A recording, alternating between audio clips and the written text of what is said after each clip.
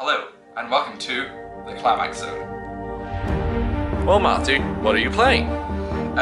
We will be showing today a Weiss Schwarz red-yellow Fiat deck, and today I will be starting with the level 0 game. So I believe this is probably the most important card in the deck, let's see, because it helps with what we'd call compression, which is reducing the amount of damage you take overall in the game. So when it comes into play, it allows you to send the top part of your deck to the grave, and its act ability, which means it's pay 1, which means it's repeatable in the same turn, which is great. It allows you to go through your entire deck. So its effect is pay 1, send the top 4 cards of your deck to the graveyard, for each climax card that you mill. You can discard a card from your hand and take a card from your grave and add it to your hand. So basically hand fixes the entire deck. As long as you have, it means you don't need as much card advantage because you'll always have the right card in hand. That's really good. This is another, this is another brainstormer, except this one isn't spammable. It's pay 1, tap 2, I believe, and it searches for a Shiro, a Rin, or a Saber, I believe, and you know, it's a +1, it's searcher, it's really good in that. And this is probably one of the main reasons the deck is so good. This is really insane actually. When you play this card, you can discard another card from your hand, mill up to 4 cards from the top of your deck, and then pick a master card from those and put it in your hand. And master is just an attribute that you have on the most cards in this set will have master on the bottom of it because of the way it's built, with the exception of any of the archer cards. Well, here's another. So here's Shiro. What he does is he comes into play, he mills the top card of your deck. If it's a climax card, he throws himself into stock. If it is not, he gets really big. So either way, you're getting an advantage because you throw him into stock early game, then you're not getting any of your climax cards just locked in there by accident. It's really good. If you do get him really big, it's really good because you've got 4,000 for free. Yeah, big wall at 11-0. Yeah, it was pretty good in this game. This is a card that most people built the decks around when it first started off. It's not as good as people think it is, but it is good, but not for the reasons people think it is. It's really good if you just put it on the field, because if you put 2 of them on the field, you can, when a Rin or Archer card you would die, you can just take 1 damage and it stays alive.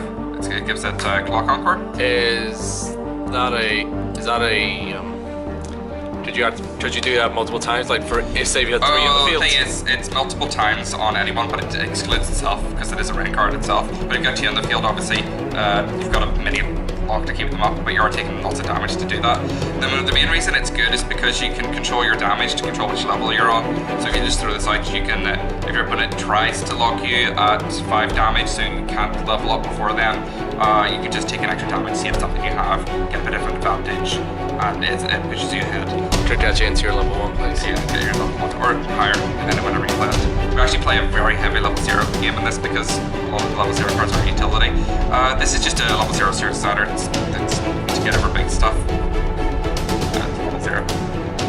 These 2 cards, they basically filter. I think you can be able to talk part of your deck if it's master, I believe, with this one.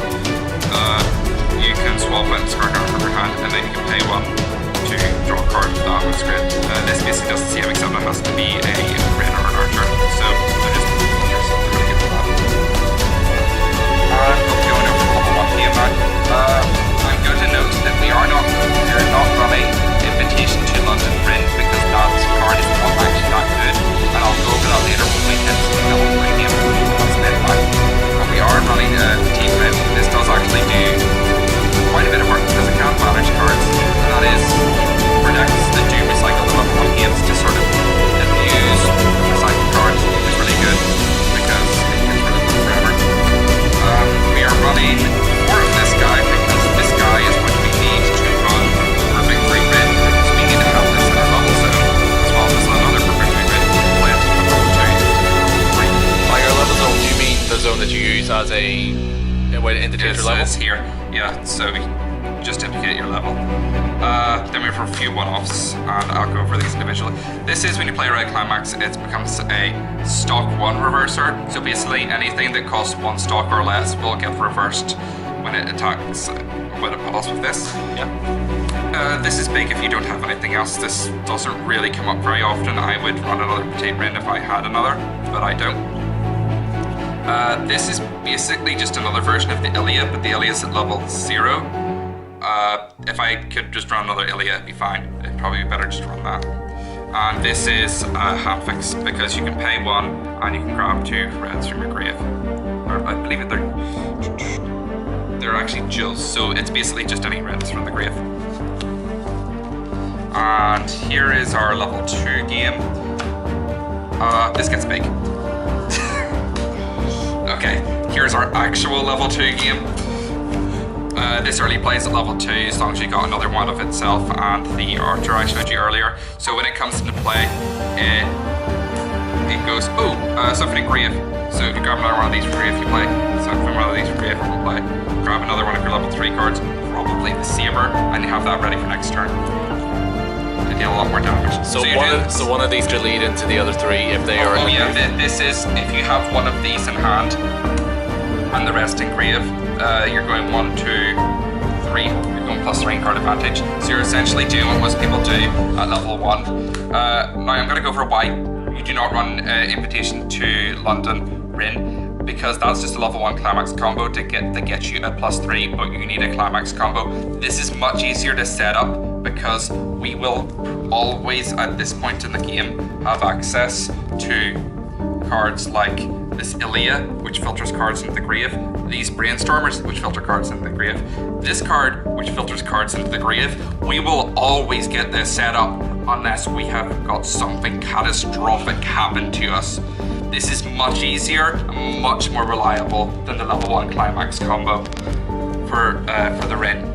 Sorry, for Invitation to London Rin. So there is no point to run Invitation to London Rin. So yeah, best card also sucked.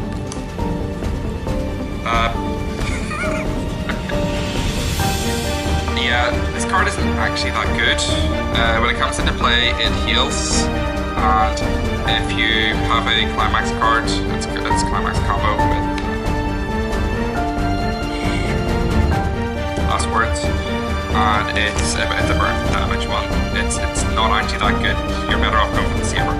I'm probably gonna cut this at some point when we get another Fate set. Probably gonna get one for Heaven's Field eventually. So. But for now, you think that it's still worth? I think what it's you worth. have? I think it's worth running because it's a heal. And because it's a heal which has another ability that can go off, not for any other reason. I actually don't even think Last Words is that great of a climax card. So, well, I'll go over into that later. If you could, what would you cut it down to if you had the new set out? Well, we don't have the new set. I don't even think Japan has Heaven's Fields announced yet, but we're definitely gonna get it because we always seem to get one for tables, Fate Animates. We got 2 for Olympic Blade Works. I don't see why not. I could up this to 3. I'd probably take out some of these. One of these. I was actually considering putting in Red Die for a Dead Rin instead of these, but it's also a climax combo. Possibly some of the other cards. There's a Shiro that has a silly climax combo that allows you to basically play another one from grave and get another attack in. You're basically going for damage at this point, you don't. But so the burn is useful. It's just this is the better card. I mean, actually, because you are playing at level 2, you usually get ahead if you get this off properly. If you get this off properly, you do actually get ahead. You're like level 2s earlier than most people. This burn cancels. It's a flashy, so most people know that it's community. When you attack and it gets cancelled, you build attack on your deck, add 1 to that, to just level that, and then burn your push with that line. So it's just damage confirmation. I would run one things. This card has been underrated. Okay, so when you play this, it gives +1 soul and grabs a card from your graveyard and puts it in your stock. So that basically has more stock and you want more stock in this deck. And you don't think you're ever getting extra damage because in this deck, to explain the early game plan, we are running so many level 0s just so you pretty much try lane. In other words, put 3 characters out and just attack for as much damage every turn. So you want the global 1 souls, which this is a global 1 soul, and you want more stock so you can activate your abilities to hand fix like the as a major.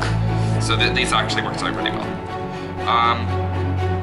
Bounce trigger is always really good, and I know we're not really running that many yellow, and you might sort of wonder, how am I getting away with running so little yellow to run the saber? It's mostly because the Ilia just discards and certain stuff just is so good at hand fixing that even if I draw this, I don't have any yellows in my damage or in my level. I just go, oh well, I have a way of getting this out of my hand. I don't care. And then if I obviously trigger it, I've just bounced something to my opponent's hand and they've get an extra damage in. This really should be like another 2 copies of Last Words, but the cards have the same effect. It's 1 kit, it's 1 soul global and 1000 damage global. So most of my friends that I spoke to just let me use it because I'm entered in rubber tournaments. I don't plan to keep the other cards anyway, so. I think the deck's pretty good for an English deck. I know Attack on Titan's generally considered the best deck at the moment. I actually think cards like Rotate Ring and the fact that this doesn't really play very heavily at the level 1, because you're not actually running a heavy level 1 game, you can just sort of push for damage straight through it instead of trying to focus on getting the max combo. So I do think that it has an advantage in that you just play a bit differently and you can knock your opponent off tempo. Anything else you want to say about the deck before you do? I think that's everything. If anyone has any questions about how the deck operates, just post in the comments and I'll try and answer any questions. Well, thank you very much, Matthew. This is Team Nexus signing out.